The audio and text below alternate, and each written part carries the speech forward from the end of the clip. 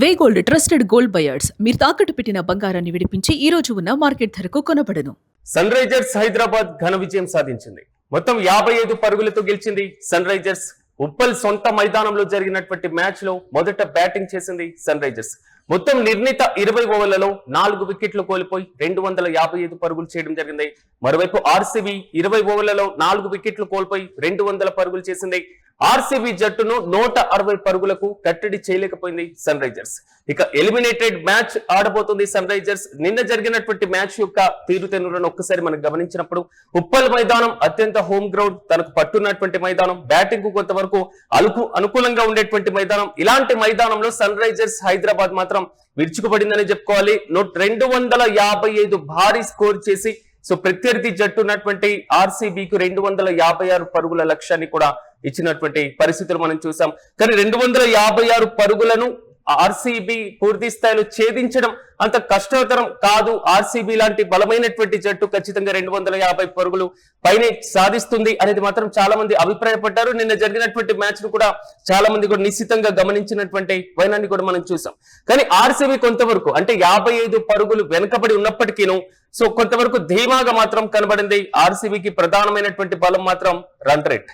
నిన్న run rate పరంగా పూర్తి స్థాయిలో సన్ రైజర్స్ విజయం సాధించిన నిరాశే తప్పు ఎదురైంది. ప్రధానంగా ఆర్సీబీ ఓటమి పాలైన పూర్తి స్థాయిలో విజయంతోనే ముందంజలో ఉన్నటువంటి పరిస్థితి. రన్ రేట్ పరంగా చూసుకున్నప్పుడు ఆర్సీబీ తనకున్నటువంటి స్థానాన్ని పదిలం చేసుకుంటూనే రెండో స్థానానికి ఎలాగైనా ఎగపాకాలి, రెండో స్థానాన్ని ఎలాగైనా కైవసం చేసుకోవాలి, ఎలిమినేటెడ్ మ్యాచ్ నుండి కొంతవరకు స్కిప్ అవ్వాలి అనేటువంటి ఆలోచన చేసినటువంటి సన్ రైజర్స్ కు ప్రతికూల పరిస్థితి నిన్న జరిగినటువంటి మ్యాచ్ లో మనకు గమనించింది. ప్రధానంగా రాయల్ ఛాలెంజర్స్ బెంగళూరు పైన సన్ రైజర్స్ హైదరాబాద్ 55 పరుగుల తేడాతో విజయం సాధించడం, ముందుగా బ్యాటింగ్ చేయడం, బ్యాటింగ్ చేసినటువంటి దాంట్లో మొత్తం నిర్ణీత 20 ఓవర్లలో 4 వికెట్ల నష్టానికి 255 పరుగులు చేయడం జరిగింది. 255 పరుగులు అంటే ఆల్మోస్ట్ ఒక భారీ స్కోర్ గానే భావించాలి. కానీ ప్రత్యర్థి టీం అయినటువంటి ఆర్సీబీకి అంత భారీ స్కోర్ అవుతుందా, ఛేదించగలదా లేదా అనేటువంటి ఇష్యూలు పక్కన పెట్టేస్తే ఐపీఎల్ మ్యాచ్ లో ఆల్మోస్ట్ 250 పరుగులు లేదా 250 పైన పరుగులు చేస్తే కొంతవరకు భారీగానే స్కోర్ ని మనం భావిస్తూ ఉంటాం. కానీ 256 పరుగుల లక్ష్యంలోకి బరిలోకి దిగినటువంటి ఆర్సీబీ 20 ఓవర్లలో 4 వికెట్లను కోల్పోవడం జరిగింది.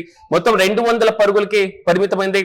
కానీ ఆ జట్టులో ప్రధానంగా ఒకసారి మనం చూసుకున్నప్పుడు రజత్ పాటీదార్ తో పాటుగా వెంకటేష్ అయ్యర్, కృణాల్ పాండ్యా చెలరేగి ఆడారనేది మాత్రం చాలా స్పష్టంగా మనకు కనబడింది.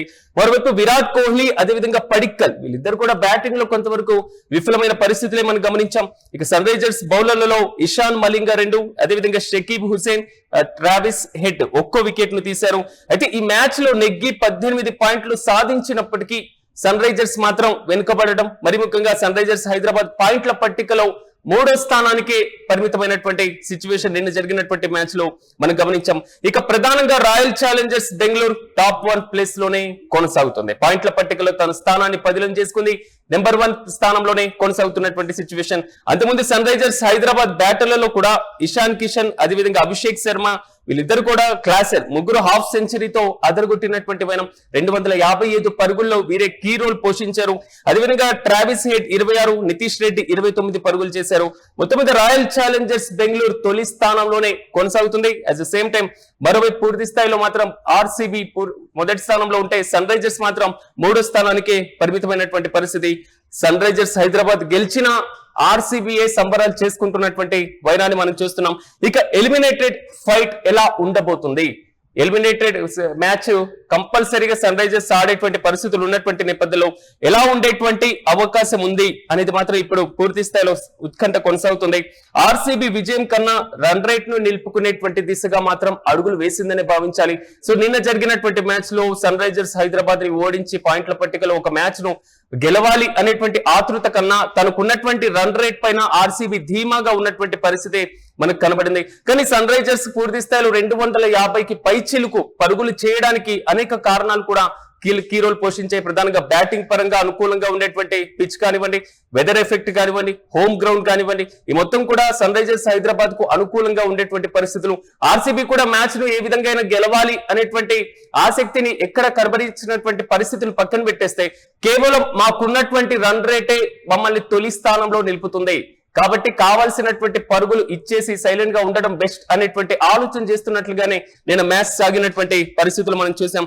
చూడాలి next Sunrisers Hyderabad eliminated match ఆడబోతుంది కాబట్టి ఎలా ఉండేటువంటి అవకాశం ఉంది. ఎందుకంటే పీక్స్ లో సాగేటువంటి మ్యాచ్, మరి ముఖ్యంగా అత్యంత బలమైనటువంటి జట్ల మధ్య ఉండేటువంటి పరిస్థితులు కనబడుతున్నాయి. ఇప్పటి వరకు ఆడి ఒక రాటు తేలినటువంటి జట్ల మధ్య సాగేటువంటి మ్యాచ్ లో సన్ రైజర్స్ హైదరాబాద్ తన పట్టును ఏ విధంగా నిలుపుకోబోతుంది. నిన్న కొంతవరకు 160 పరుగుల దగ్గర కట్టడి చేయలేనటువంటి పరిస్థితుల్లో సో నెక్స్ట్ జరిగేటువంటి మ్యాచ్ లో సన్ రైజర్స్ ప్రదర్శన ఎలా ఉండబోతుంది అనే దానిపైన మాత్రం ఉత్కంఠ కొనసాగుతోంది.